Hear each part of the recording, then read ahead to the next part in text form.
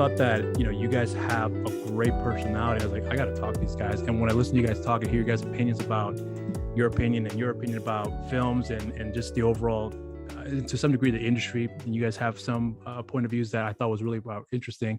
I was like, I got to talk to these guys now before it's too late. So I can get you right now. So we appreciate that. No. I appreciate you saying yes, man. I know it took a while to get started. And honestly, I kind of forgot that we were supposed to be meeting up, or sorry, be talking. You too.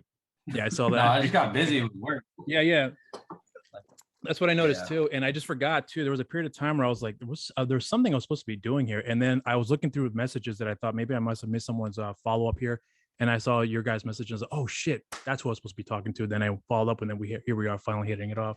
So, we talked about in the message before about like some talking points here, because I actually like a lot with what you guys are saying before. And it's even some of the comments you've made before about some videos that I've done in the past, which really kind of got my interest in wanting to speak with you to hear your perspective. But,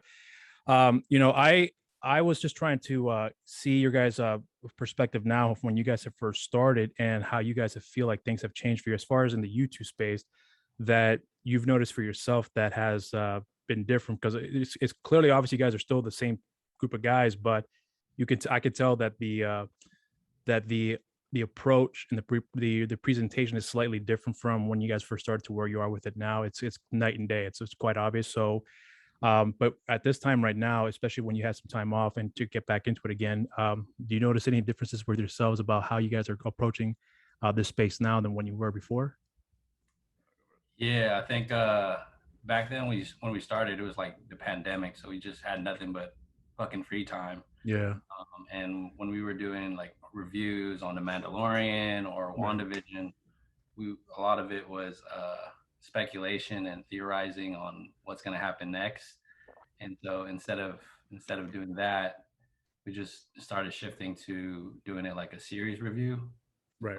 And then just looking at it from an overall perspective versus like making speculations when it's not the full story yet. Yeah. So, right. Because when we started, we had no idea what kind of show we were gonna do, because we tried to do a little bit of everything. I even tried to make, like, analysis videos like on the side. Stop doing that. So we're just trying to figure out what worked for us. So like Mike said, we tried to do episode by episode reviews on the show. We figured out those two, scheduling wise, is really hard for us. So we just pack it all in one thing. So and people want to hear like the highlights too, right? Like overall. Do you guys think though that because here's what I've noticed with your guys' videos as well is that when you guys are conversing, though, I can see that there's a distinctness between the two of you when you guys are talking about like, for example, with you, Matt, you have, I wouldn't say like a reserved view in certain things, but you definitely have a more like, you have a hesitation with certain things. And then Mike on the other hand is like, no, let's just get into it. Like there's a distinct personality between the two of you in that regard. But like I said, it's that I believe it's that chemistry, because you guys clearly work very well on front of the camera. But a lot of it, I'm sure, it just does stem from the years you guys have maintained friends, and then that translates. Because some people who are good friends, when they're not in front of the camera, for some reason they can't bring that on the camera there. So there's a lot that you guys have got working with each other. But what I noticed too is that even though you guys have distinct personalities, but you guys still kind of have a lot of similarities with certain respect in how you view certain, with some minor differences, I would think, but especially when it comes to like some of the shows that we've come across, like Falcon Winter Soldier. I'll be honest with you, I've never checked out that show. My son watches all that stuff. And he actually tried to get me to watch WandaVision, actually, about, as of this recording, this week, the very first episode. And I thought it was really good, but for some reason, I never felt compelled to go back to watching it again, because it just never really grabbed my attention like that. So when I hear you guys talk and kind of get that overall view, what you thought of the show, I was like, I think I know where I'm going to be standing with the show as far as me want to check it out. And if it's not going to be something that I have to watch, then I'm not going to watch it.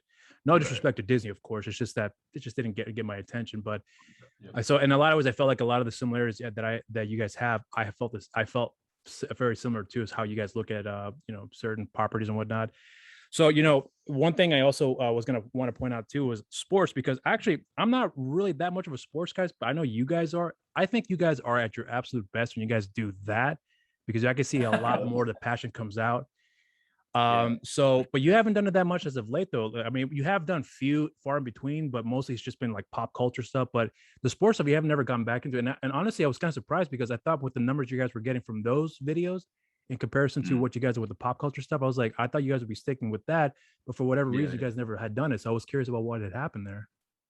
You want to go first? Yeah, so I'll say with sports is the hardest because that's something you have to do consistently and in a timely manner. Because if we talk about a subject that just happened, and in sports, things can change. So like, at the quick, like a drop of a hat. So if we're not on it, we're gonna miss a lot of stuff. So it's really hard to do sports because, again, like you said, Mike is more passionate than I am. Yeah, because he knows me. I'm a little bit of a hater. So yeah, I think if we get into some stuff, I might ruin our relationship a little bit too. So. Yeah, I mean, I think also I think sports is very like easy to debate. Mm-hmm. So one of the first clips we put up was like LeBron versus Michael Jordan. Yeah, and we put that on TikTok. And Rob, I kid you not, like that got like 70,000 views on TikTok, but 4,000 negative comments about Matt. It's very toxic. It was like toxic. I was like, okay, let's just be chill about it. And, I wanted to still be passionate about the sport, but not too heavily like, oh, this team's better than this team, this guy's better than this guy. Right, because sports is very objective. Yeah. But I mean, you guys plan on going back into it if the opportunity warrants it, or you guys are just gonna do it on a kind of on a whatever's available within your schedule?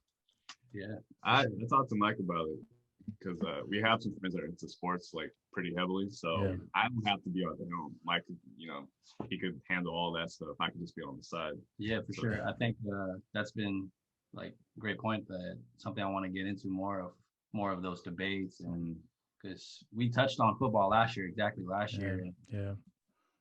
the Super Bowl, and then Super Bowl is this weekend, and we don't have a content coming out for that. But I think a football Fave 5, your favorite players, is something I really look forward to doing again. Rob, you follow sports a lot? Not that much. The only thing I really do follow mostly is MMA stuff and Premier League, and to some extent some of the other leagues in Europe.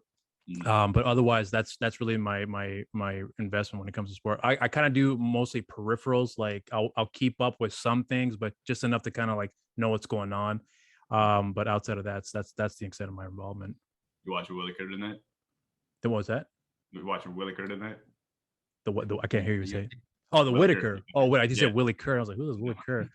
No, I think I might. My sister is because she watches a lot of the MMA fights at her place, so I might go to her place tonight to check it out there if she's ordering. If not, I'll probably just swing by a bar somewhere nearby where I live and check it out there.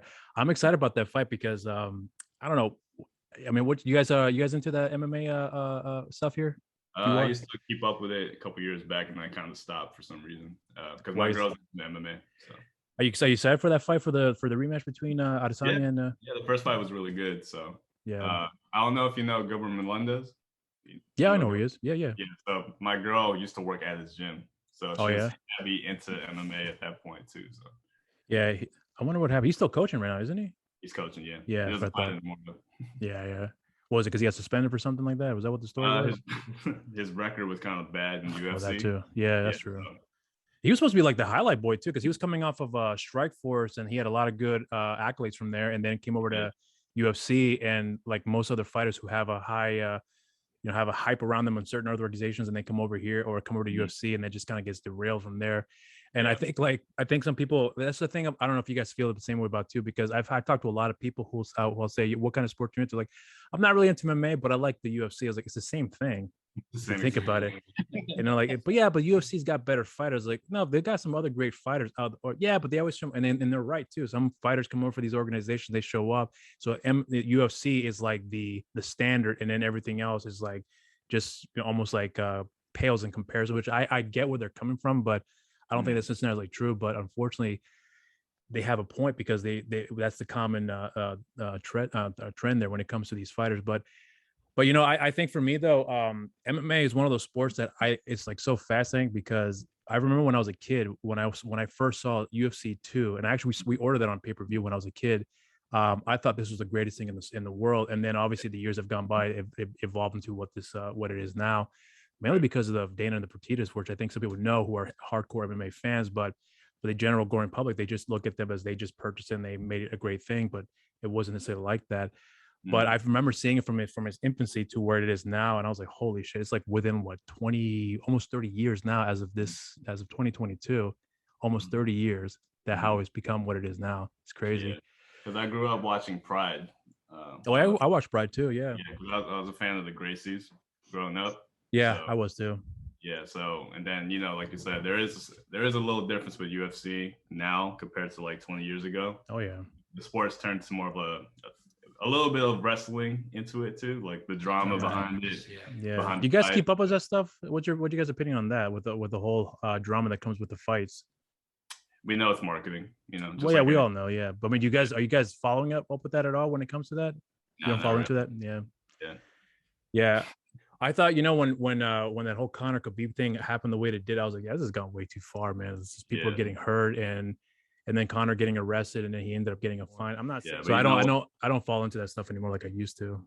Yeah, but you know what? That kind of drama, Dana White loves that shit because it's more viewings, more ratings. So it worked. And when they fought, I'm not gonna lie, I didn't think it was gonna last as long. I thought it was gonna be maybe 2 rounds because I thought Conor was gonna gas out. But then when he fought against Khabib, he didn't do too bad. I mean, he got his ass whooped, but he didn't do too bad. I'm a big Khabib fan, so I was glad, he whooped the shit out of him. He's a star now. Yeah, and he's running his own little gym now too, and managing the fighters as well right now. Yeah, but with that fight though, I remember when Conor fought, he was like, that point, that high profileness that he had kind of just like dipped from that point because when he fought back again with what's his name, Poirier, and then got his leg broken. And then we never see him after that. I think the last thing I recall seeing him was he was like working out, trying to rehabilitate, but he just got huge. And someone pointed out that, for a fact, he's not training. He's just all lifting weights right now. I was like, yeah, I can see that now. Because he definitely has a frame for that. I think it was the Nate Diaz fight that got to him a little bit because he was like on a high. He was like undefeated for a while, but that fight with Nate Diaz, the one he lost, I think that kind of stunted his confidence a little bit.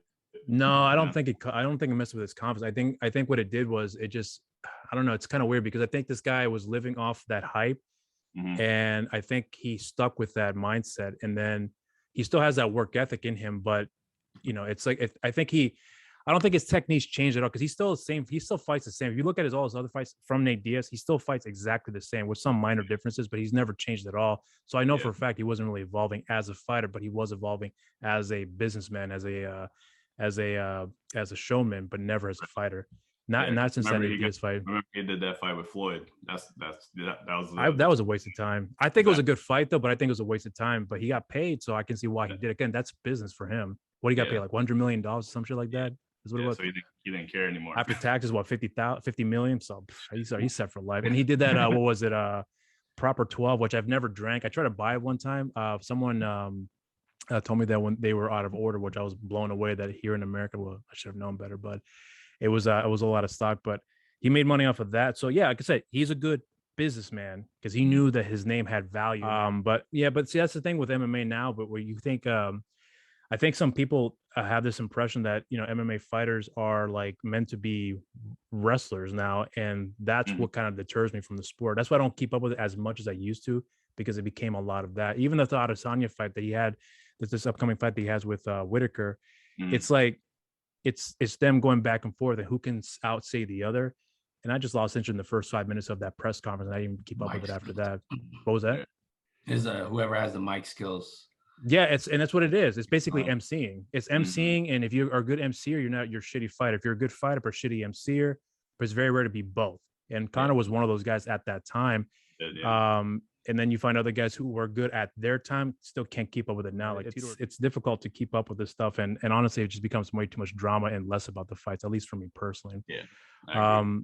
But I mean, when you guys are watching sports now, I mean, you guys are big sports heads. I mean, way more than I am. But I mean, do you think that's something that has changed a lot as far as what it's become when you guys were first getting into where it is now, as far as like how the basketball, football, and then the overall promotion behind the sport, like for you guys, I'm sure you guys have noticed a big difference in all that stuff, especially where we are with it now, especially post-COVID.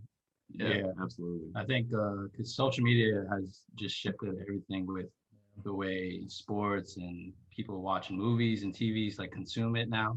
Yeah. Like I used to, when we were in high school, I used to just like love watching games, random games on a Tuesday, Wednesday.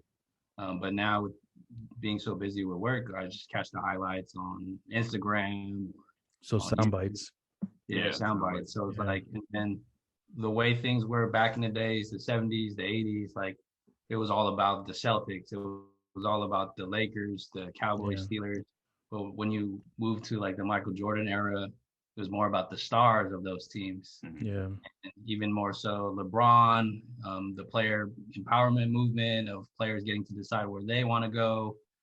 So that just changed like views on the oversaturatedness of how the game's being played on the field, but also like the branding, the business side that goes into it. So like, yeah, we're still fans of basketball, football, baseball, but like you always it's like right in your face that it's like so business, and there's always something to it. Like, right.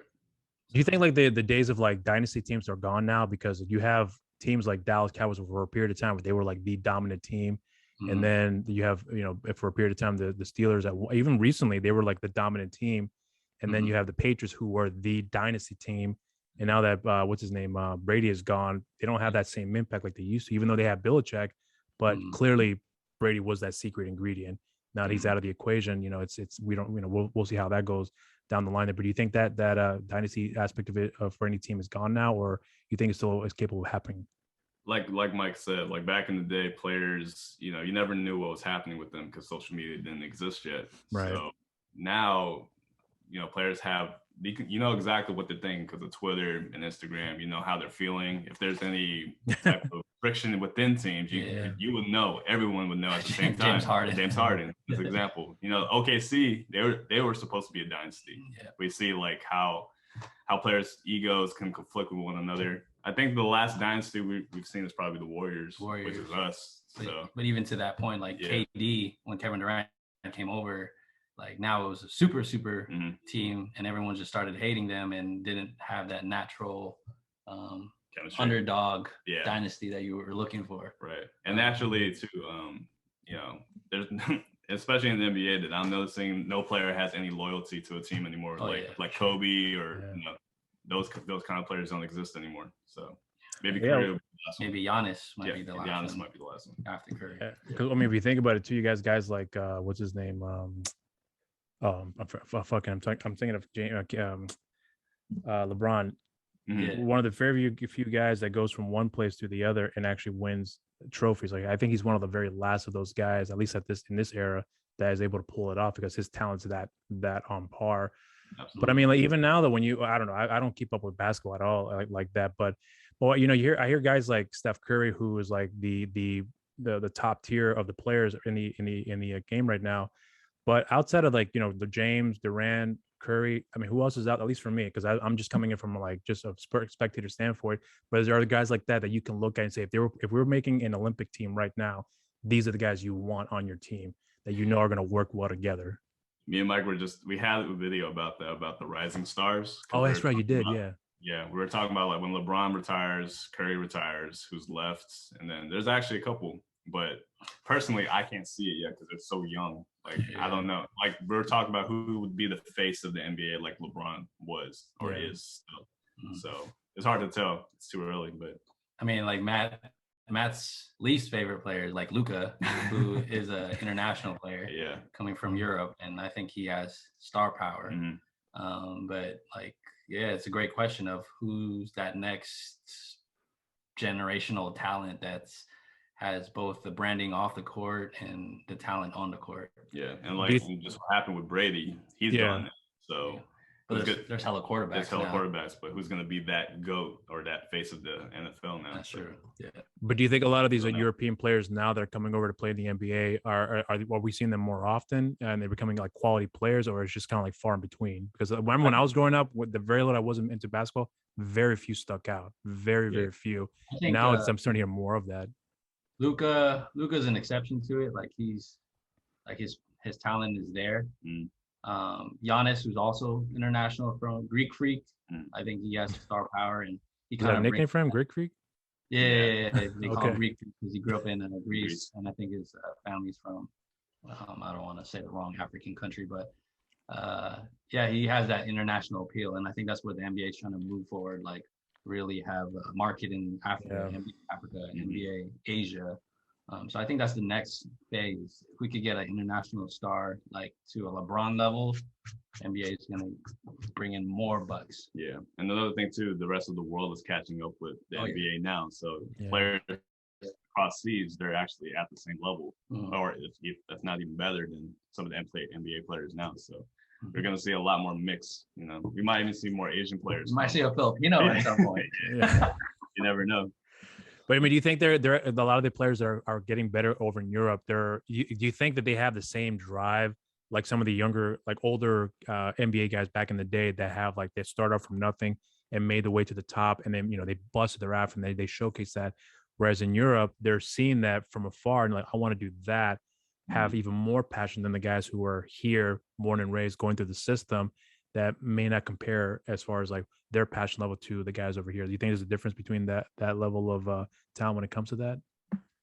Yes, there's definitely cultural differences. You know, if you come from a third world country, you have more drive to push forward and become a better player or person, whatever you're doing. But this era, I was talking to Mike about the other day. Players nowadays are pretty manufactured. They're starting super young, like at 8, 7. They're doing like basketball camps that are like super advanced. That's why players in the NBA now, they almost all play the same. If you really look at them, they're all speedy. Really? They can all shoot now. Everyone's shooting threes. Yeah. Everyone dribbles and does all the flashy things. But I think the NBA kind of loses its team game that we saw in the 2000s with the Spurs, the 90s, the Kings. Like there's not as much team ball nowadays, and you hear that from a lot of like OG NBA players, like Charles Oakley saying like it's a bunch of like da da da da, but not as much like actual fundamentals to it. And I'll say that so all the nuances are missing then. As we move forward with skills, you'll kind of lose that passion and feel for the game. And even internationally, like players like Luka, like Porzingis, they turn professional like 14, 15 years old. So when they come to the NBA, they kind of have a better adaptation to a grown man's game versus when US players come into the league. Like at 18, 19, like some players that came into the league this year, they're having a hard time grasping the game because it's so physical compared to college or high school. I'll give a good example too. Are you aware of the Ball brothers, like LaMelo Ball, Lonzo Ball? Are those the guys with the shoes? Yeah, I know those guys. That's branding right there. The dad just like that's the only reason why I know about them. So I know what you're talking about. So kids like that, like they know nothing else but basketball. From the time they're kids growing up, basketball is their entire life. And when I see them play, I can see the talent, but I don't see that extra drive in them because they're pretty much privileged players. They never had to work super, super hard like other players that didn't have opportunities like that. So you can see that. I can see what you're saying. Yeah, but I mean, are they still? I mean, are they playing now? Because I haven't kept up with them. So what's their playing skill now? At least with the basketball games, are they considered to be any good, or they're just? Yeah, I was a big hater of the youngest one, LaMelo Ball. I can do that, but he's a very good player. Okay, he's an all-star now. So and then really? Big brother is injured, but he's on one of the best teams in the East. The middle brother is still trying to find his way to the league. So I mean, like they're social media stars, but their talent, they're actually in the league and putting in some work. So won't knock them for that. Do you think? Oh, yeah, it's true. But I mean, do you think though that with the amount of like stuff that they're doing, like I'm using the Ballbirds for example, like they're putting a lot of time into social media, branding, among other things too, and then having the time to play and then still keep being able to play at such a high level. I mean, do you think that's going to eventually break them down a lot more quicker because of the amount of things that they're doing at the same time? Unless they have a team of people that's going to do it for them, they just say these things and boom, move on to the next thing. I mean, do you think there's a little bit of that as well too, that'll eventually break everyone down? 100%. I was telling Matt before, like I feel like players are more prone to being hurt now because they're playing 365, 24/7 since they were kids. And then back in the day, other athletes, you hear stories of like they used to play different sports. So they're not always grinding basketball all through summer, all through fall and winter, besides the actual like league game. So And then, of course, when you add on the social media side of things, it's easy to tell if a player with a lot of talent starts like declining because they're so into their TikToks, their followers on Twitter, Instagram. Like Juju Smith in Pittsburgh, he was a great rising star, and then once he got his deal in esports and started getting controversial on TikTok, like then your brand goes down, your gameplay goes down. So you don't see longer careers of success. You see players kind of like touching so many pots, different fields, and kind of losing that drive of your sport. And it goes back to what you're talking about with Conor McGregor. Like the underdog is always more appealing to see. Oh, they're hungry. They're hungry. Yeah. They're always hungry. But once you're at the top, you already reached that level of like, I'm the best. I have nothing else to prove. Then that decline mentally and physically, they just don't care as much anymore. So they just, they're very laxed.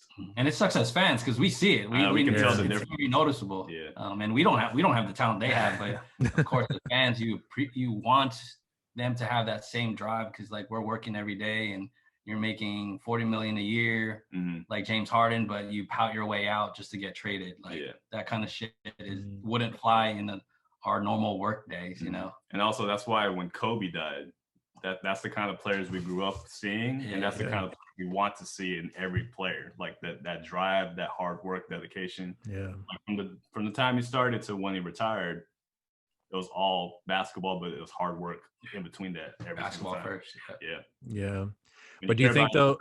Oh, sorry. Go ahead. No. You were gonna say.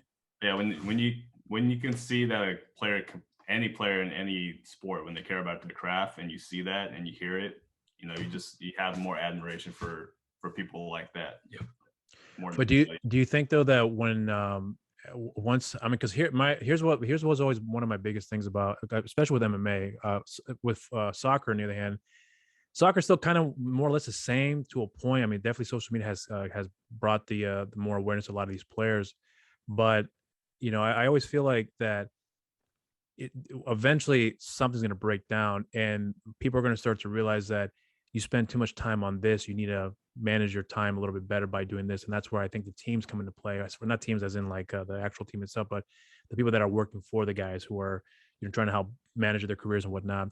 I think some people eventually will wear themselves out doing one over the other to the point where it's going to catch on across the board with not just in one sport, but maybe in all of them. And it's going to be the very like the second string guys are going to be coming in that no one knows about. And all of a sudden they're pushing the forefront. Like that's, I seriously believe that's going to happen. Maybe not 5 years from now. I really believe it's going to happen like possibly 10, 20, 15, 20, whatever the case may be. It's going to be a while, but when it does happen, I believe that it's going to be the second, third stringers that really want it, that stayed on the team, that made it, that put their effort into it just to keep themselves within, at least within the team there. And then when the superstars are breaking down, all right, guys, come on up, and now it's your time to shine. And boom, everything's going to change. There's going to be a whole new shot of life in the sport because these guys are not caring about social media too much. They're only focusing on the sport. And then I think that trajectory will change a little bit down the line where it's going to go right back to the old school roots. And then social media will be secondary when they have time for it. That's what I hope would happen. I just hope it doesn't happen before I die or after I die, I meant to say. I hope it happens before I die, I meant to say, but I want to see that happen. But I would hopefully to see that happen very quickly. But, social media is like such a giant monster that it's all new to people, and they just see the benefits of like how certain people are able to take off with it. And they're looking at that spectacle, say, I want that. And then when you're having that with a good team that you're playing with, you're getting paid X amount of money on top of the other stuff you're doing as well too, it could be consuming. So yeah, I mean, I think when you guys, that's one reason why I was actually watching your videos here, is because I said before, you guys have a really good perspective on that. And I think when you guys had pointed out with some of the, because you mentioned about the videos too, who could be the upcoming stars that could be like the go-to guys to to that's going to be like the face of the industry, if you will. I noticed there's a lot less in these guys as opposed to if it was back in the 90s or the 80s. Like in the 90s, I can name 6 players that because I wasn't a fan of the sports, but I knew who they were because they have won games and they work with other great players within the same team. And you have other set of great players and other teams that make up the entire team. So you have a lot of endless players who can do the job. But nowadays, it's only far in between that I'm aware of. LeBron James being the top tier, Steph Curry, I've only known because I live out just outside of Charlotte. Everyone talks about him, but he lives out in the West Coast. Yeah. So, you know, it's like, it only comes into my peripherals if they've done something that stuck out, but it's most of the time it's not nothing to do with the sport that they play in. So it's clearly changed a lot in my opinion. But you know, but that's the thing too about the whole industry in itself though, because you know, I think you guys had pointed out before with one of your videos about I think you were talking about a Disney Plus show. I'm trying to remember which one it was that you were talking about, but you know, I think it was you, Matt, that were talking about how you felt that, I think you said, if I remember correctly, and let me know if I'm wrong, that you felt like it was just, you know, you're doing these shows as a setup rather than focusing on the show itself and focusing on the characters, which they do to a point, but it's clearly obvious this is just buffer for the main meal. This is just the appetizer for the main course. Right. And I agree with you, because you know, as much as I love this era that we live in with comic books, because I've grown up reading some of them, but I love this era. But then I was starting to realize this is becoming oversaturated.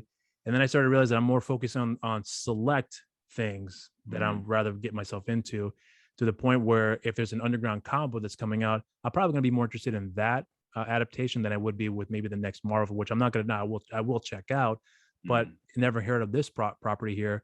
What can they do different than what Marvel and DC has done that they have done so well in? But we become desensitized to that sort of stuff. So, you know, a little bit of everything can be good, but a little bit too much of it can be a little boring for me at times. And I think I've kind of felt a little bit of that kind of like waning down for me personally. But then you get like the Spider-Man No Way Homes that are coming out. And you're like, holy shit, all three of these. So you have to have like tacked on things to make it exciting for you, which I did enjoy. But I mean, you guys saw the film too. I know you guys had some opinions on it as well. Well, here's a perfect example, since I see Punishers in their background right now. Yeah. You know, when the Daredevil series came out, I was like, for Netflix, I didn't realize they're having their own universe, like within that thing. Yeah. So when I watched the first season of Daredevil, I was like, this is amazing. This is fucking incredible. But season 2 came out, I lost it because I can tell that this show was not for just Daredevil. They created this season to branch out other characters like Punisher, Jessica Jones, the spinoffs. And you can tell because there's less focus on the story and more about the world, which is good. But as a person who wants to watch a show about that specific character, it becomes more distracting when you're trying to introduce other new aspects. Just like me and Mike were talking about Doctor Strange, the new film. Yeah. We were excited, but then when we saw the trailer, we're like, oh, it's not really about Doctor Strange. It's more about, you know, other things too. Yeah, and you hear leaks and rumors of like who's going to be in it, and like maybe folks from the X-Men OG cast, the new cast. Like at that point, I'm like, I want to watch Benedict. Right. You want to watch a movie that could stand on its own and not rely on other source materials just to watch it, because you might get lost and stuff like that. So going for like blockbuster, like box office sales, because you're those bites of like, oh, I saw this person there's this cameo, as opposed to being a great film. So. I'll say this too, Kevin Feige, I think he created the blueprint of how to successfully create universes in cinema. But because of that, other people are trying to emulate that same exact blueprint, like the DC stuff and Monsterverse. Oh yeah, the Dark Universe, that stupid ass fucking universe. Tom Cruise one. Because everyone knows that crossovers, they can make bank because you're getting different audiences from different source materials. But when you see too much of that, then that's when the money starts to decline, because you're just oversaturated. You get tired of it. We're fatigued. Even Mike was saying he's fatigued with Spider-Man. He doesn't want to watch anything Spider-Man for a couple years. That's sacrilegious, man. Well, you know, it's funny. It goes into it. Like, I need a break too for myself. No, I see where you're getting it, but you know what? Here's a good example too. I'm not sure if you guys saw this one, because I don't remember if you guys talked about it before. The new Hellboy movie that came out back in 2019. When they announced, because I love the first two films. The second one I thought was way better than the first one. And when they were talking about doing a third one, there was two things I remember hearing specifically. The first was that Guillermo del Toro said that the third film is going to be the end of Hellboy, like legit, like he's going to die, because that's the prophecy, and we're going to fulfill that story. So I was like, oh, so he's legitimately staying on with the course of the story, ending the character whether, you know, however you want to perceive it, but for me, I think he's doing just by ending the character because we knew what his journey was going to be from the very beginning. Right. And he was going to honor that. And then for whatever reason, he decided not to pursue that because he had like 50 million things going on at once at that point, like he still does now. And I think a part of it was that he was like, I don't want to end that story because I love that character so much. And if I want to be able to revisit it, I don't want to reboot it or something to that effect. Right. So he had a clear mindset about how he wanted to approach the character and then not water it down and say like he died and all of a sudden he's resurrected again. That's kind of how I looked at it. With this new Hellboy on the other hand, I heard bad things about it beforehand, but I checked it out. I like David Harbour as Hellboy. Didn't like the story all that much, but when I saw the film, I was like, I guarantee for a fact there's going to be a post-credit scene that's going to lead into one other thing, and that's exactly what happened. I was like, so basically, they took the same, like you mentioned before, Marvel's ingredients of like setting up the next thing before there's even anything set up in the first place. You know, they've instead of focusing on this journey within that story, keep it kind of self-contained. And then if you want to leave sprinkles of other opportunities, but don't make that the focus, I think that's the way to go about it. Which is why I thought you can say what you want about the Nolan trilogy, but if you look at the first Batman movie, that's his own isolated film. The Dark Knight, that's his own isolated film. Dark Knight Returns, that's his own isolated. They don't even mention the Joker at all in that movie. They just kind of left him out because it's his own identity, it's his own story. So you can kind of just flip it around. I would say with the Dark Knight Rises, they couldn't because Heath Ledger. Rises, yeah. Oh no, yeah, of course. Yeah, I said Return. I meant Rise, but yeah, you're right about that though. But I mean, again, but even if he was around and they were going to do its own story without him in it, I'm pretty sure that they were going to keep that, you know, that isolated story. Maybe throw hints of the Joker if it warrants it because they are expecting to do well and therefore move on. I can understand that respect there, but I mean, again, if you look at the movie, it's its own thing. You don't have to worry about watching 2 and 1 to get part 3. So you just brought up a good point too. The directors of our era now, like the Guillermo del Toro's, the Nolans, even the Scorsese's, they don't like doing sequels. I don't know if you know that. Yeah, I'm aware. Yeah, they're opposed to doing sequels because when they create movies, they want it to be a definitive thing. And that's why when Nolan did Batman Begins, I heard he was kind of hesitant to do a second one unless it was a good story. But yeah, because we're in that era now where everything is tied into each other. You can't just watch a movie on its own anymore because you're expecting, you either have to expect something coming after or you feel like you feel overwhelmed to watch whatever was before it to even watch this one first.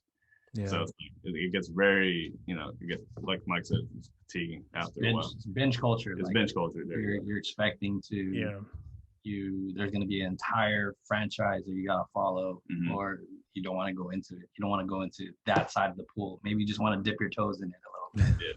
My cousin, like my little cousin, she was 19 at the time. She wanted to watch Infinity War. She's like, "Is it a good movie?" I was like, "Yeah, but you're gonna have to watch the 20 movies before that to kind of get, you know." So I was like, "Oh, really?" It's like, "Oh yeah." From there, I've yet to watch the Book of Boba Fett. Didn't have any interest in checking it out. Heard mixed things about it. Patrick, on the other hand, thinks it's like the greatest thing since sliced bread. I'm kind of joking when he says that, but he likes it. But I have no interest in it. We're about to review it after we're done with this. I'm curious to see how you guys think about the show. I'm really curious to hear your thoughts. But my son was watching. He's telling me the whole story. I was like, I don't give a shit, man. Honestly, that I have no interest in that shit. He's like, yeah, there's a black Wookiee in there too. He does this stuff. Like some guy. There was a character. There's an actor in the show too that he was telling me about. Some rapper, I think it was. Yeah. He was. I had no idea who half these people are. So like, you know, not that that's not the reason why I'm invested. I'm not invested into it. It's just that it's obvious that, hey, we got Star Wars, but let's bring these superstars here to generate more interest for the genre or for this brand, and people are more interested in checking it out. But then I heard the show is subpar in comparison to Mandalorian 1 and 2. That it's like you're banking on the superficial stuff rather than the actual substance itself. So. I mean, I don't know if you guys are kind of okay getting into what your kind of your previews on the thought of what of a Book of Boba Fett. Now you're going to hold off for that later. I'll preview a little bit. It goes exactly to what we were talking about of springboarding off of other shows. Yeah. Because in Boba Fett, there's elements from previous shows that are better than, you know, what we're supposed to be getting in the Boba Fett show. There's like the best characters, in my opinion, are not even Boba Fett, which is who's barely in the show too, I heard. Oh, the book of cameos. Yeah. I think with Star Wars, just in general, after the sequel trilogy, like And even the prequels and going back 40 years ago, like you can't love Star Wars without also hating it. So that's why I was like, okay, this is just another Star Wars property that I can nitpick, but there's also parts I like. So it's really balanced in that sense of the way the Force works. So, yeah, I don't know. I was never a big Star Wars guy. I mean, I liked it enough to kind of keep up with it, but then ever since the new trilogies that came out, and then a bunch of the films that followed up after that, I'm like, man, this is becoming like a commercial. It's a commercial. It's what that's the sad thing about it too. For me, like it's ever since the industry has changed really with Marvel. Marvel changed all that stuff. And once Marvel had changed the landscape, everyone's like, this is successful. Let's, we kind of touched about it before. And it became just nothing but a giant commercial for the next set of events that occurred rather than isolating the story and focusing on that, which again, we touched upon. But, I'm actually, because we were talking about before we officially started recording that I want to get into some talking points here with you guys. So here's the thing that I've also wanted to bring up with you guys. You guys, I think I can't remember who it was that messaged me here on, or at least on one of the videos that I posted up here, but the culture has changed a lot, and the things that were made back in the 90s, 80s, the early 2000s, we can't do that shit anymore. Hell no. So, and and I'm going to use a family here, the Wayans family, for example, because I know that's how we connected, Rob. Yeah. Remember the first? I think you did the Wayans series. So I grew up with that show, and as a kid, I just liked it for what it was, and I still am a big fan of it. I for me personally, as you already seen from the review, that's one of the greatest shows that's ever been put out there. I know it's shitty, I understand that, but I connect with it. But then in the review, it dawned on me to say that none of this shit would ever work today because they're making fun of Chinese people, Hispanics, they're making fun of Arabs, and they themselves dress up as those respective cultures of people in those cultures, meant to say, and it wouldn't fly today. And then when you look at Marlon's movies as of late, especially when he's doing comedy, if he's doing an exaggeration of a culture, it's going to be within the Black community rather than Hispanic. It's not going to be Marlon Wayans dressed up as a Puerto Rican like he did in White Chicks, along with his brother. It's not going to fly today because they're going to take it as an insult. Right. I understand their perspective. I understand the point of view, but I think that once social media came out, everything changed because now everyone has an opinion, and those who couldn't speak up about it before, in the comfort of their own home, are able to do it on a laptop and then send off their opinion.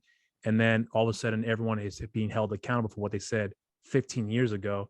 So it's like, I'll be honest with you, I'm not really for a cancel culture. I'm not one for, removing somebody off of what they've, what they're doing right now and, stop their livelihood just because they said one or two bad things 20 years ago. And then they may have changed along the way and they become much better people now as they were 20 years ago. But all of a sudden their paycheck stopped because someone said that they were terrible people from 20 years ago.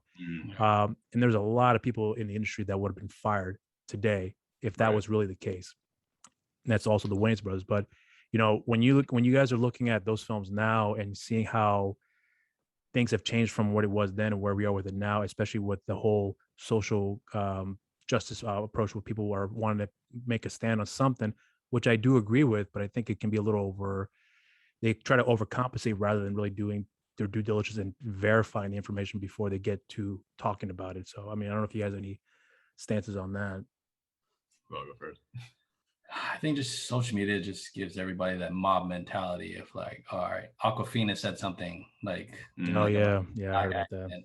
Let's all mob against her and let's cancel her to the point she's gonna have to take a mental health and not be on social media at all. And then even going back to like Marvel, James Gunn, like making some jokes years ago. Yeah. And then as a result of it, everybody canceled him and he moved to DC and now they had to bring it back. So there's a lot of like, well, James Gunn, it was in a different position though. And I'm not taking away from what you're saying, but he got fired, but in his contract, for him to get fired, they had to pay him out of his contract $7 million. So he got fired with $7 million, goes to DC. I'm pretty sure got paid the same, if not more.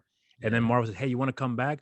Oh, but you still want to work with DC? Yeah. Okay. We'll still pay you. And then they're paying him too. So if there's a unique position for being canceled, he's in the best one.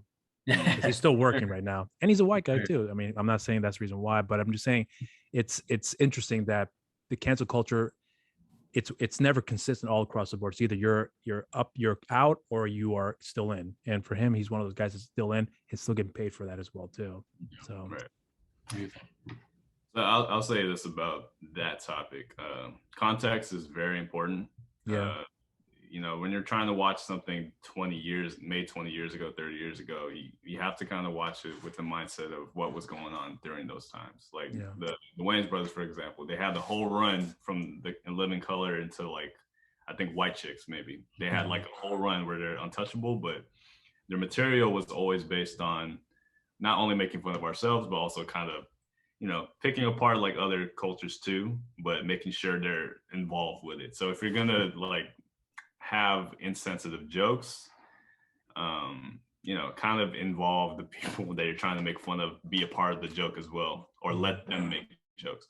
But as far as cancel culture is concerned, it's like, I think everyone should be held accountable for what they've said, because, you know, like you said, people can change, obviously. You know, points of views can change over time. Like Obama was fucking against gay marriage when he first started going for president, and he changed completely once he became president. So, you know, people can change. You know? People can change, but you know, as far as watching films, even today, you know, 20 years from now, things might change as well. Like we might be super PC, but who knows what it's going to be 20 years from now. Extreme PC. Extreme like, PC. Dave Chappelle's stand-up. Oh yeah. His most latest one, and the trans community hate him. You know, he almost got canceled again. So I don't know. It's a really sensitive subject, ironically. Yeah. It's like even looking back at like movies like Don't Be a Menace, like that. I think that one's fine though. It's not much. But it's like the 40s and 9s scene, like the convenience store, like the tension between like Koreans and like black people, and then you got a white man on the side, like that's actually starting the shit. So it's like they talk about like racial things, but they're involved with it, and there's commentary, there's message that goes along with it. message. So they're intentional, and like there's something going with it versus just I think they're smart about it though when they do that though. I think that's what that film does for me. It holds up well to a point, but it's like they're cognizant of like what it is they're trying to come across with the work. But I think if you remove all that stuff and people just see that one scene with the convenience store, they may say that's the most racist thing out there because you're making Asians look like this. I understand that. But again, I'm sure if you ask an Asian and have them look at it in the full context, they have a different perception about it, and they may understand especially if they talk with the Wayans and they get their perspectives. Like, oh, it makes more sense because you have the time to do that. But people don't want that. They just want sound bites and they want to move on to the next subject. So exactly, yeah. There's like even comedians that I can't even watch anymore that I thought were funny, but you know they don't hold up very well. Like who's the one that did the death of the thing? Is that Carlos? Oh, Carlos Mencia. Like I never thought he was funny even back then. So even now I would fucking hate him. Like my brother's autistic, and it's like it's the thing about these kind of sensitive subjects like homophobia and like even white chicks and stuff like that. Like when you're doing blackface or whiteface or whatever, it's like you have to you're treading on thin ice already. So if you're gonna be funny, make it funny. You know, don't just attack certain groups just for the sake of attacking. At least have some humor into it. That's like, you know, there's some truth to it, I guess. But it's a risky thing too, even for those guys to do at during that time. But again, the thing is that what I've learned from the Wayans is that they were in that community. You know, growing up in New York, they've been around Puerto Ricans and they've grown up with Puerto Ricans. They've grown up with a lot of Asian people too. So they've been around those stereotypes, but they also knew that they're just like, we're all the same. Just the culture is different, the skin color is different, but none of us are really that much different in general because she hates the same things I hate. I love the same things they love, and then we're different in these little areas, and we have opinions, and you know, so they have that understanding. But again, you know, even if you have good intentions with the jokes, someone can just say may look at that the wrong way, and they can seriously end your career just by pointing that out. Right. You know, but then there's the thing too that there are other guys who are being held accountable for what they've done years ago. Like for example, the whole Harvey Weinstein thing, Kevin Spacey. You know, I don't know the whole story about Kevin Spacey stuff. It's speculative, but you know, he denies it. But the fact of the matter is that, you know, even then, even when I was a kid, I can't remember who it was I saw in an interview with, but someone kind of insinuated that the guy's a dick. And you know, it was kind of those little drops of like hints that I've heard throughout the years, and then they slowly start adding up because you've heard these things, and I remembered them.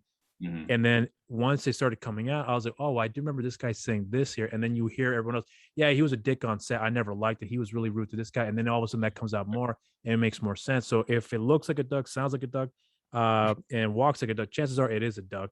But then again, someone else may say that, the same group of 5 people, but all the other 90 people are going to say something completely different. Right. So it's all perspective, in my opinion, but it's hard to kind of pinpoint that stuff out if you're not going to do the research to verify that. And who wants to do that? Because they'd rather be, you know, watching TV. So, you know, but you know, what, you know, with the way things are going now with films though, do you think though that with the amount of changes that are being made with bringing more awareness to representing people of color on film and people of color in the music scene, because I think music on the other hand has always kind of been more ahead of the curve when it comes to representation as opposed to films. But do you personally believe that how things are looking right now, where we're seeing more people of color in TV shows and in films playing characters that were mainly looked as being white, now are people of color on those respective shows and films, that do you feel that that's actually something that should have been done, or is it, if it's being done, is it being done because the actor is good for the character, or it's just for the sake of like business where, hey, we need more POCs so that way we can bring more people of color to watch our shows that may not be considering, because there's always been white people, now here's a black person and they may be interested in the show now. So you see a little bit of that kind of changing? So I'll say this, the only property I can think of that did it well is the Spider-Man series, because you hear stories now about they're trying to change characters into different races or whatever like that. Or gender. Yeah. The best way to do it is to create brand new characters and make them stand on their own. Like Peter Parker, he's a white character. That's a white name. There's no point in trying to make him black. So what do? You make a new character, Miles Morales, who is his own character but can be Spider-Man.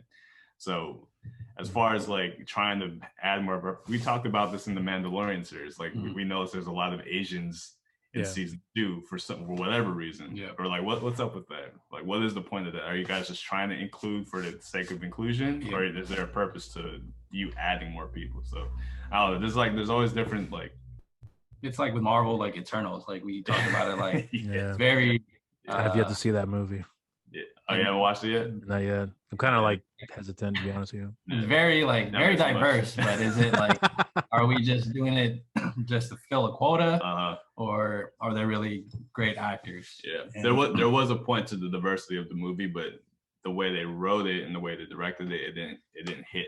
Yeah. So you have to do it in a way that makes sense and not just for the sake of doing it. You know? So for you guys though, then what's a film or TV show, removing Spider-Man out of the equation, as you brought up Spider-Man earlier, but like if you look at a movie and a TV show where, whether it be a remake or reinterpretation, whatever the case may be, or not even that, but just like a new film in general, where you saw a movie that had people of color, and not once did it ever cross your mind, oh, these guys are just to meet the quota? Like, was there a film that comes to mind that made you look at the film purely for the art rather than the stipulations behind it?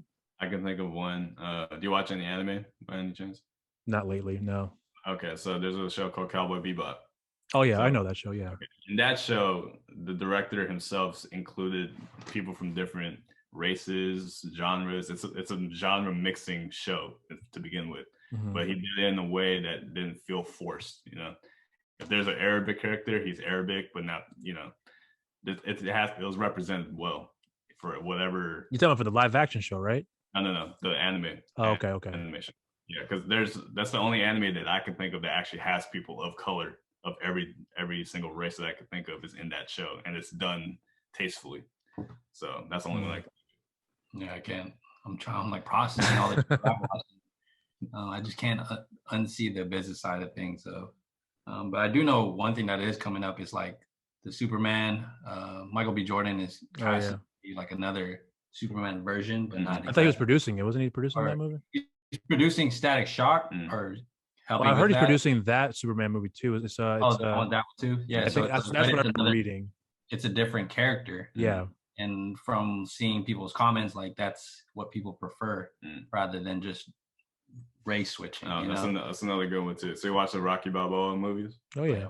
Okay, so Creed, I think that was done very well. You know, Rocky is obviously a white guy from Philadelphia, but if you want to, instead of making him Rocky black, they just created another character who was the son of Apollo Creed. Yeah. And then you just mix the black culture into the Rocky series without feeling forced, because you know it always depends on directors too. Like, what are you trying to accomplish by doing that?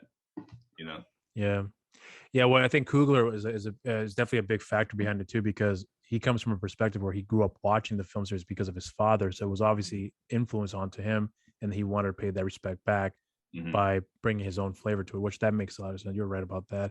Yeah. Well, I mean, when you guys are, because you know, as I'm seeing how things have been changed now, you know, for example, like as this recording, they dropped some images of the new Lord of the Rings series that's coming out on Amazon, and so honestly, I'm not gonna lie, I was surprised that there were people of color in the show too, that they had black elves and whatnot. I think it was because I saw the ears, but anyways, but there was some fight back of people saying, well, the characters are people of color, why why in the show? And they're saying, well, James, it's clearly obvious that the Lord of the Rings film series, which have done very well, is virtually a white film. There's not a single person of color, and if there was, maybe behind the cameras. But the point I'm getting is that there were a lot of people who are fighting that or resisting that notion of like putting people of color in a fantasy show. And I noticed that a lot more too, especially like there's another Amazon show that came out, not the Wheels of Time, I think it was, and they have people of color in there as well too. So it didn't register to me that it mattered, but I understood that there was gonna be some kind of like pushback behind that.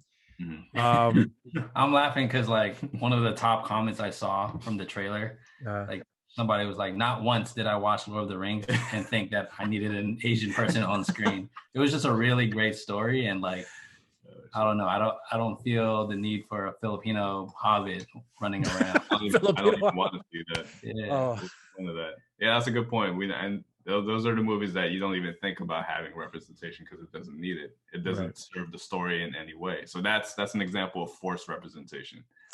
I could see that too. I mean, but it's a weird spot because like, you know, I do want those changes to be made, but the thing is that there's no way of going about it. Like, okay, so, you know we can try this here. What's the best way to tell the story? And then we can find the right actors to play the part. But then if the character is meant to be a monster and you're hiring an actor who's really good at playing the monster, but he just turns out to be an Asian guy, what do we want to cover him up because he's Asian? We want him to be on the screen where you can see his face. So then you have producers or showrunners or whoever are coming in and saying, no, guys, you know, the way the industry is right now and the way things have changed, we need to see this actor on the screen. So give him this part instead. Like there's a lot of all that goes behind the scenes too, which I'm sure we're not seeing, obviously. But the thing is that the people that are still running this train, if you will, in my opinion, some of them are still the old school guys from, you know, the 70s, 80s, and 90s. And they have guys who are working underneath them that still carry that same mindset, or maybe not to the exact same mindset, but they still kind of carry the same traits. And then they're still infiltrating that kind of like that marketing, if you will, rather than looking at it as the individual and who's the best actor for the part. Unless they're doing a black superhero, then we're not going to hire a white actor to play the part. Give it to a black actor who can play the part. And I think that's where Kevin Feige comes in handy. But, you know, even Kevin Feige fucked up when he put in, what's her name, Tilda Swinton as the ancient one, who was an Asian character, and brought her in. And they're all trying to be slick about, no, we want to do something different, make her unique. And then later on, he's like, yeah, we fucked up. Because we all knew that. Just what took you 7 years to admit to that, but they knew they fucked up. But he's one of the rare guys that said that out loud and said, we fucked up, we're sorry, but we're sorry to carry the character like this, but we're not going to do that again moving forward here. That's the best way to go about it. But not a lot of guys are willing to do that because they're afraid it's going to ruin their image. Because why? They don't want to stop the money train. But Marvel's like way at this high level that they don't have to concern themselves too much with that because they've got so many great products. A lot of POCs and a lot of people of different genders are coming into these properties now that it's starting to become acceptable that it's okay. We'll willing to look past that because you have done well in these other areas. So it's a little bit of that as well for me too. But I mean, okay. No, go on. Okay, I just had a thought too. When it comes to movies, I think it also depends regionally. Like I grew up watching Jackie Chan movies and Bruce Lee movies. Yeah, same here. They're obviously Hong Kong films. Yeah. So if you're making a movie in Hong Kong and it's a Hong Kong film, you're going to see Chinese people. Right. If I saw like some white people and black people mixed in there for whatever reason, I'll be a little off-putted by that. Like, what's the point of this person? That's why I love the Bruce Lee's Enter the Dragon. That was the first film that he did that actually had inclusion from other races, like a white and black character too. Well, he did in Return of the Dragon too, where he shot Chuck Norris. Yeah, that too.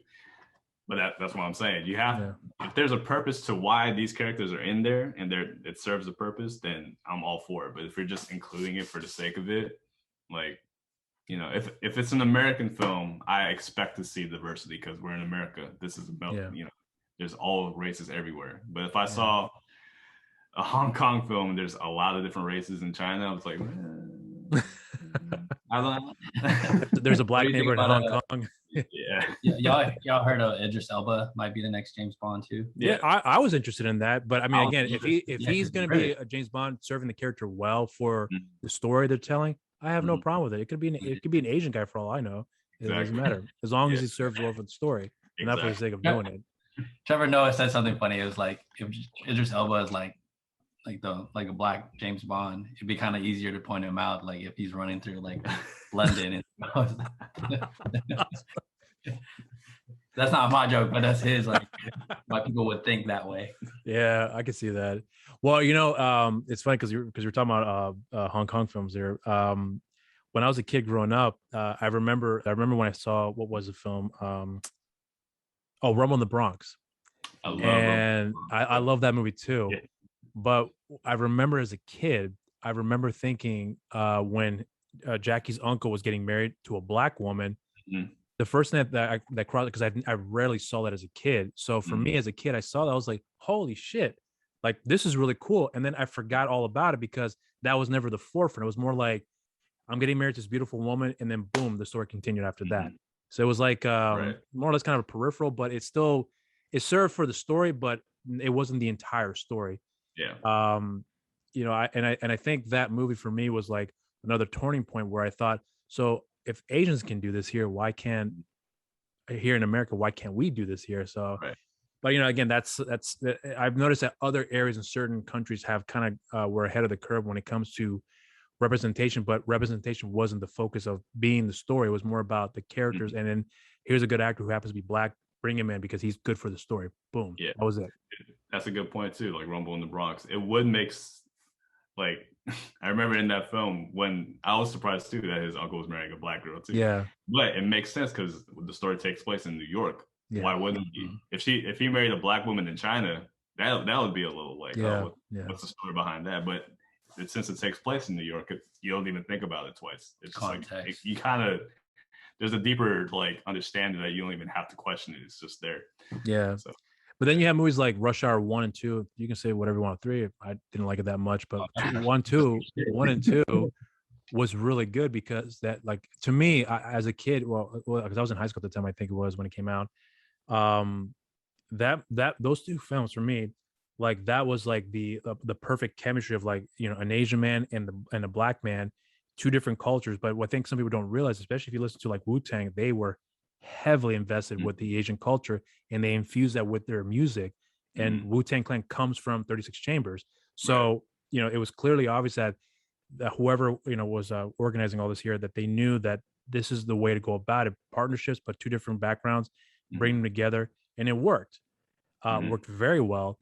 And it definitely made Jackie Chan a superstar worldwide, or at least worldwide in America's eyes. But I already knew who he was years and years ago. I watched this. I think the first one I saw of his was like Drunken Master 2. And back in like the early 90s, I think it was. That's when I was like, who the fuck is this guy? And then after that, I started watching more and more of his other stuff. But for American audiences, that was like that was the introduction to Jackie Chan. But he's been around for decades at that point. So, little instances like that, I think it worked well. But again, once I noticed Jackie Chan did Rush Hour 1 and 2, then what did he do? Shanghai Noon, Shanghai Nights. So it became like a repetitive thing over and over again, where it just became like, more or less the same thing again. And I was like, so where's the context behind it? Where's the substance? And it just became a commercial, in my opinion. I mean, I don't know how you guys felt about that too.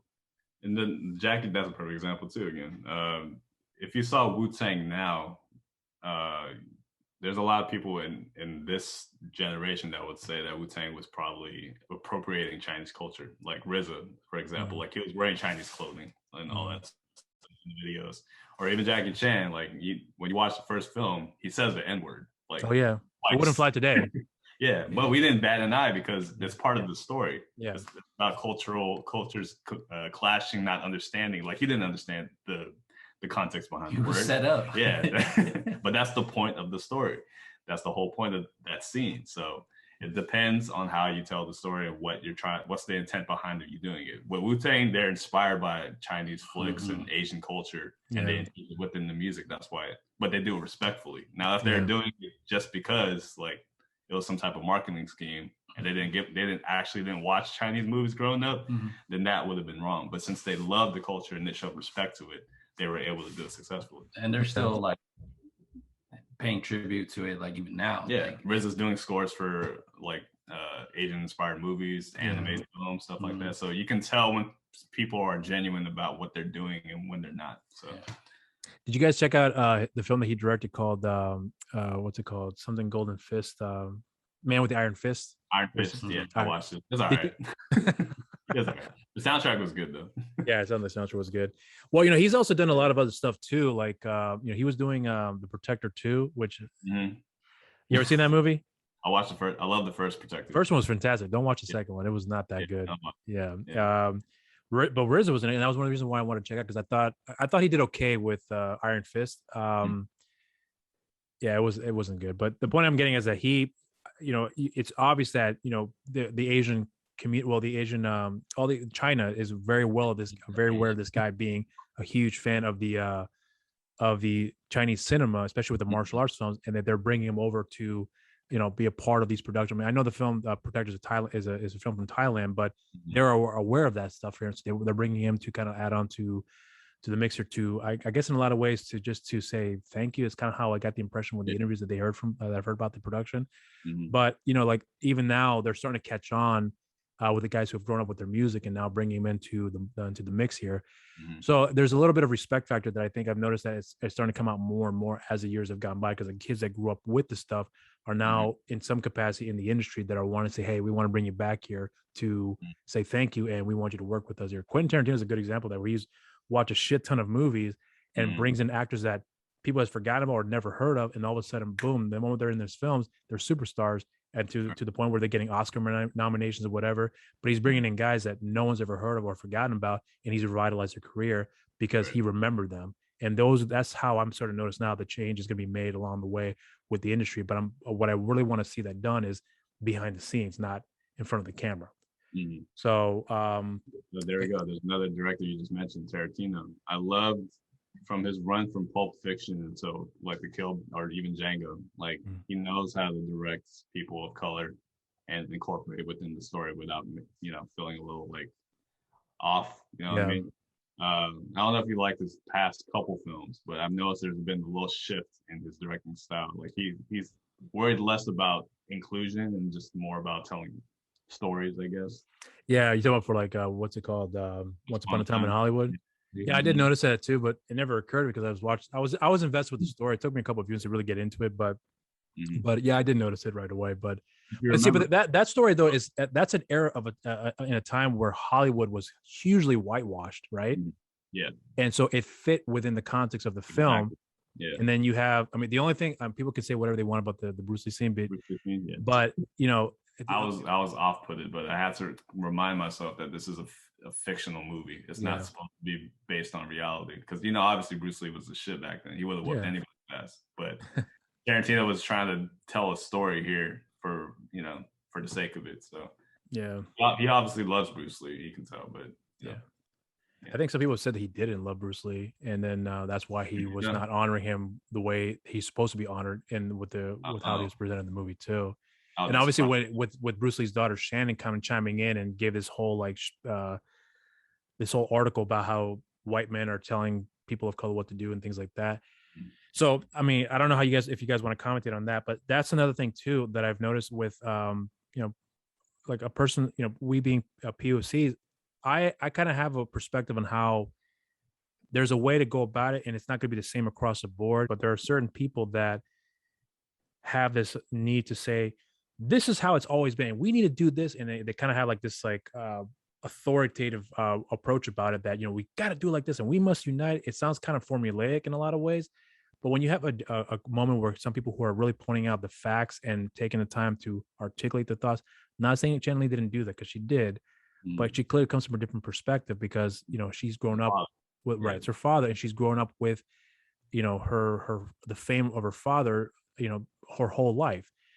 So I understand her perspective, and I'm not saying she's wrong, but I do have a problem with certain people that will kind of use some sort of authoritative take on how they want to present their opinions, but there's no substance behind the opinion. There's more. It's all about, it's my way or the highway, and if you can't accept this, then you're wrong. It's a little bit of that too, but I've noticed that with some POCs have done that as well too, where I'm wondering, are you guys really doing the research as you should be doing it? Because it seems like there's a lot more talking points than there is information, is how I look at it. I don't know if you guys have any opinions on that. So, like you said, with that scene specifically, the only reason why it's so it's a little bit of offensive, especially for, you know, people like Asians, like we are. Seeing that scene when you know Bruce Lee's history and legacy, put it in that kind of film, it's like, you have to remember it's a fictional film. Right. So you have Tarantino wasn't trying to say that Bruce Lee did lose to a white guy in making the film, because I try to put it into perspective, like, what if he put Muhammad Ali in a film and he got beat up by a white man? You know, how would the black community do that? Yeah. You got a good point there. You're right. Yeah. You know what I mean? So again, context is very important. Whoever is directing it, writing it is also very important. Like, I'm sure if an Asian person wrote that or directed that scene, it might not have been as bad. But since it's Tarantino and he's white, you know, there's some and he has a name too behind it as well. So there's a lot more scrutiny on that as well for him. Yeah. So, yeah. Even if it is fiction, it's like, you know, you have to know what you're doing. You have to do it well. Yeah. I kind of forgot what was the context behind that scene. It was just Bruce Lee was just like. Well, the thing, so to kind of give a bit of background, so the thing was that Quentin said that he read an autobiography. I think that Shannon had wrote, his wife. No, I'm sorry, I meant to say Linda. His wife was saying that he was I guess something to the effect of like he was fighting somebody, or there were stories about how he didn't respect stuntmen, and that he was very disrespectful to them, to the point where he didn't consider them as like equals, or something to that effect. It was something along those lines that he read in an autobiography that that Linda had wrote. But then some other people said, well, I've read the autobiography. It wasn't like that. It's actually a lot more complicated than that, and how he is portraying it, as far as how he was telling from what he read in the book, it was never really like that. It's actually it's not more simpler, but the lead up to that was actually a little more complicated, because Bruce Lee was a person of color. They didn't respect him. You know, so you can probably understand that maybe he was disrespectful to the guys that didn't respect him and fought back. So it's probably something along those lines too. Yeah. So I mean, again, I'm kind of paraphrasing here, but you know, and then that scene showing that Bruce Lee didn't respect stuntmen, and that, you know, in a certain style of fighting under different circumstances, he may have beaten, you know, Cliff, or Brad Pitt's character, but in that, under those circumstances, he's going to win because he was actually the better fighter than Bruce Lee. I did have a problem with that too. Yeah, but again, from your perspective, how you said it, it's all about the story and how it's presented in the story. But if you're taking a figure of Bruce Lee who is known for respecting the art form, respecting the martial arts, especially in film, and especially him being a person of color who is notoriously known, everyone knows about how he tried to get Kung Fu started and it didn't work out. And now he's being presented like as being a chauvinistic guy with a chip on his shoulder, which he probably did have from what I've heard, but not to that respect where he doesn't respect his counterparts in the industry. So I could see that being a little misrepresented. My only problem was I would have accepted that scene if it just wasn't Bruce Lee. If it was just some random Asian stunt coordinator doing that scene, Bruce Lee stunt double, Bruce Lee, which is an iconic figure. That was the problem. You know, it probably would have been funny too. Now that I think about it, if it was Bruce Lee's stunt double and the Brad Pitt's character probably didn't notice it wasn't his stunt double, and then he fucked up and he's like, oh wait a minute, you're not Bruce Lee. He's like, no, I'm sorry. I'm trying to, it's like, and then Bruce Lee shows up on the side. He's like, what the fuck are you doing? I told you stop doing that. Like that would have been more funnier. You should have wrote that. Yeah. That's a better scene. That would have been So I'm gonna just ask one last thing here because I want to actually really get your opinion on something on here. Music. You guys don't really talk too much about music on your shows. So I'm curious about Sonic. What was that? Other than Silk Sonic, so we did a video review of like when Silk Sonic dropped their album. Oh, that's right. Yeah, that's actually the highest video now. It's almost 10,000 views. So well deserved. Well, so are you guys ever going to consider like doing anything else? Bringing that back into the fold with talking about music, because I understand that you talk about sports, films, TV shows, and it can be a little bit of a balancing act, but to hear your perspective on music, though, even to the point where I'm actually curious if there's anything else you guys are interested outside of like the hip hop genre that that for someone like myself may not be aware that you guys are into. So music, the reason why I decided against it because it's just like sports. It's a very objective subject. Like we can review the same album, but we might like it for certain reasons, which is good for content wise. But if I got into a debate with someone, like if we we're trying to review an artist that I loved and Mike didn't like a song for some superficial reason, I'll try to debate him like, I like this song. And I don't want to do that to him. And that's just our style too, I think, because Matt is more like into the music space. I'm more into sports, and I don't want to come off like I'm an expert. In Kanye. So you're cognizant about how you guys are approaching it from your investment into it then. I can probably do it with a random person, but I don't want to do it with Mike because I love Mike. I don't really take offense to it too, because like I'm not aware of like the entire music scene, and I don't even follow albums when they drop.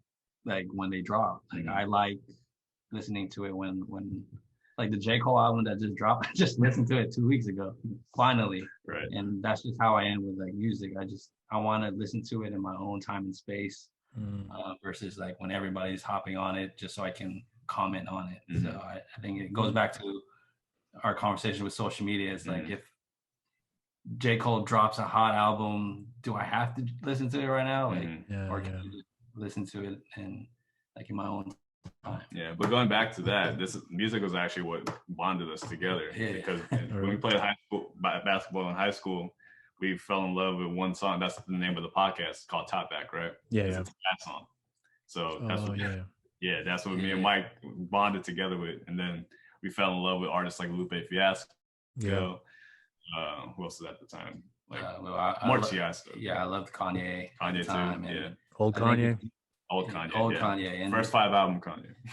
and like even music nowadays is just all saturated of like it's the business, whatever's hot on TikTok. Like a song you can't even listen to the song 4 minutes, 5 minutes. You just hear the hook, and that's what everybody's dancing. The music space. I'm very frustrated because people are just dropping albums like it's nothing without any warning, and you could tell when an artist isn't putting their all into it. They just want to drop music for the sake of dropping music just to keep their fan base going and stuff like that. Because I love it is. I love artists that take time to create albums. You know, years to take. Kanye used to be very into that. That's why I loved him. Like he was very detailed and creating albums. But ever since this generation of social media, music has changed and changed the way they make music too. So I'm curious. I'm kind of looped with this artist here in that respect. Dr. Dre's album, the one that's yet to be released. Detox. That's the one. Do you ever think we'll get that album ever released? Because I know his thing is that he was one of those guys that is extremely meticulous when it comes to his music. Like he's, I didn't realize that he had ghostwriters, people that would write the albums write their songs for him, and he'll look at it as like change that, and they have to go back and change it, and then he would record it again or whatever the case may be. Because I think Snoop Dogg said at one point that he signed so many artists, or maybe out of like the 50, maybe one or two have been two albums that those artists they've released their albums, because he's got guys repeating the same shit over. That's not good. Do it again. Try like this. Try like, and people are like, fuck this. Right. But I mean, with an album like that, who's someone who's taking their time to release stuff, which has been over 20 years now. I mean, do you still feel that anticipation for someone like him who's you're waiting to have that on release, or is it kind of like, whatever, I'm just, fuck it? Yeah. So Dr. Dre, like people like Dr. Dre that release albums like 7 years apart or something like that, you kind of expect them to be like that. But like people like who's some of your favorite artists that you listen to? I like old school guys like Billy Joel, but he hasn't released an album since the 90s. But he's smart because he knows that his shit's not going to keep up anymore, but because he's sticking with the old stuff. But newer stuff like Deftones. I love Deftones. Okay. So like Billy Joel, right? You have like albums like Songs in the Attic, stuff like that. Okay. Back then they used to release albums 2 year span, right? 2 years after one another. In this space, you don't even have to do that, because if you have a fan base, you can just release songs. Yep. And they'll be okay with that. Back then, you had to release an album every 2 years just to keep to save face and make money off of music, because that's all you can make money off of. Artists nowadays, they can make money off endorsements. They don't really have to have songs anymore. Streaming services like change the game too. Like I don't have that same excitement as I did with an album going to a Target and then waiting in line, getting the last album of it versus I just access J. Cole's album anytime on Spotify. Right. So like I'm a big fan of Radiohead, and whenever they're making albums, they're very secretive about it. Yeah. And when they drop it, they drop it. In a way, I like that, but I also do.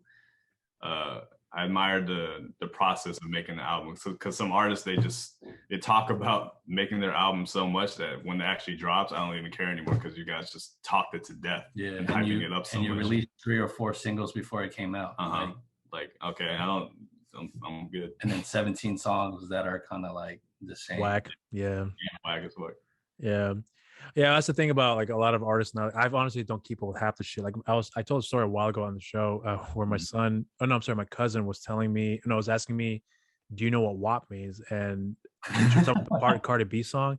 Yeah. This is how I knew who Cardi B was. And I forgot the other artist was on there, but she was like, do you know what WAP means? And I was like, without a passport? She's like, no, the song. And I was like, no. And then she calls my son over, and he knew. She calls him out and says, hey, because my son's name is Angel. Angel, what's do you know what WAP stands for? Yeah, wet ass pussy. And I was like, what the fuck? And I wasn't mad, because I cuss in front of my son all the time. He cusses too, so I don't mind. But I was surprised that I was that guy that, that just did not know what was going on. That was what shocked me. And I was like, holy shit, I became that guy. Right. And then my son was like, yeah, it means wet ass pussy. She's like, you know the lyrics? I was like, yeah, I know some of the words. I was like, holy fuck, like that was like surprising to me. So, but I think a lot of it for me personally has to do with the fact that I just don't really care what's going on right now. I'm more interested in what appeals to me, and then if it's interesting, I'll invest. If not, then fuck it. Yep. I'm just gonna do my own thing. That's where I am in my space now. I used to be really into hip hop, like the culture, like I was like, who's coming out? But at this age, how old are you, Rob? I'm 36. I'll be 37 this year. Oh wow, okay. So we're entering our 30s. So we reached that age where like we don't really care anymore, because the music is not speaking to us anymore. Like we're not in tune with this new generation of artists. Yeah. So I'm sticking to the artists that I used to love. If they make music, I'm buying their stuff. Yeah. So it's just becoming an old head a little bit. I mean, everyone's talking about the same shit. Exactly. Money. And we've seen documentaries of people going broke and people getting shot, and like just hip hop in general is just it's commercialized, and it doesn't still have that same ruthless aggression to it. Just like everything we talked about, like artists like Kanye, I'm his media stuff is all about everything but music. So I'm not even caring anymore. Did you like his new religious album that came out however years ago? I did not like it. There's gonna be a second one too. Yeah, there's a second one coming out. Yeah, I heard it on Spotify. I forgot when it came out exactly, but I was like, ooh, I can tell a difference in the quality of like artistry that he had with his first record. I haven't listened to a whole lot of stuff lately, but the first record blew me away. And then not having heard that, however long it was, and hearing that, this is night and day. You can tell right away. That album was actually the first CD I ever bought with my money. The College Dropout. That's the very first one. But I did want to say to you though that I've been looking forward to speaking with you guys for a long time, because I love your guys' point of views and how you guys have different perspective on things, and I want to see that on something that I would ask you and hear your guys' point of views on that, and with those questions there. So for me personally, that this was a conversation I was really confident going in. It's going to be great, and it was that's stuff. So no, I mean that I really do. Yeah. So I really can't thank you and give me the time out of your day for speaking with me on this here. But is there anything you guys want to say in closing for about anything else that you want people to look out for as far as anything that hasn't been announced yet that you may want to announce now? Because this episode will not be aired or uploaded, I meant to say, probably 2 to 3 weeks from now at most. So if there's anything coming up by that point you want to announce now in time for those releases. We're really just following whatever's releasing popular stuff, like the Batman's coming out. Oh yeah. Boba Fett's, all the Marvel stuff. We're still going to review that stuff. Me and Mike are thinking about actually doing more collaborations with people like you. Yeah, because we need to. Rob, you was at the top of the list. Like, oh, for real? Yeah, one of the first people that reached out. Because you're one of the most active people that are in our circle. Yeah. So. Oh, okay. Oh, I'm honored. Thank you. Yeah, that's why I was so appreciative of you for reaching out to us, because I was like, damn, we're not even in producers or anything or actors in anything. That I was like, I just feel honored that even Kuya P and Glenn, when we collabed with them this time last year, and we're still learning from you guys and just nerding out. It's been fun and therapeutic in a way. So oh wow. I told Mike we wouldn't be, if this wasn't fun, we would stop doing this. The fact that we're still doing this and we're having fun with it, we're just going to keep going with it, see where it takes us. Until we're commercialized. Until you commercialize. By the way, before you sell out. Sponsor us, somebody. Yeah. I talked to those guys before they sold out, guys. So check out that episode. No, show. No, but that's the reason why I'm a big proponent for finding the underdogs, that because I've told this before on more than one occasion. People tell me who have you talked to? It's well, they're not famous people. Then why are you talking to them? Because they're interesting. That's what's important. They're interesting. Exactly. I can watch a film that no one's ever heard of. If I introduce it to you, you may like it, and I wouldn't, whatever. But that's more important to me than, don't get me wrong, I would love to talk to Stallone. I would love to talk with him. I think he'd be a great conversationist, but he's had so many billions of conversations that what else can what can I offer to him that's going to make it unique for him? So let's look out for the guys that no one's ever heard of. And hopefully one day, if it does work out, that you guys, if you guys were continue with this and let's say you guys become successful, which I hope does happen, 10 years from now, if you look back at this here, I hope you have great memories with it. And then we'll just pick up from where we last left. Or maybe by that point, we've already done so many projects up to that point where we may get tired of each other. They have 2 years off and, we'll come back later. It could definitely happen. And that's another thing too. I think that's kind of the problem with our show. That's why it's a slow buildup for us, because we don't review anything or talk about anything unless it interests both of us. Yeah. Right. That's why I think you gave up on one review halfway through, right? Before you even finished up with it. Didn't you guys give up on a review that you just could not take anymore? I tried to do a Black Lives Matter conversation, and I just couldn't do it because it was too difficult to do. Kept changing. Yeah, the context keeps changing. So, but yeah, because a lot of content creators just try to drop something weekly or consistently just to keep up. But with us, we're very sporadic, and whatever interests us, that's when we'll do something. And we got to go off our girlfriend schedule. Yeah, to be honest. They got to be priority. Yeah, I give props to you too, because we have a kid, so that might be even harder. Oh, he'll be 15 this year, so he's already got it. Well, he did a few reviews a while back, and I tried to get him come back on a while ago. He was like, "Nah, I'm not interested. He's not interested in this space here like that." Nah. So my wife, myself, my wife, my son, they can give two shits about what I do here. I have to beg, let me know what you guys think, because I really want to hear your opinions. And they watch 2 seconds, like, yeah, it's all right, and they walk off. So they're not into deep dives, huh?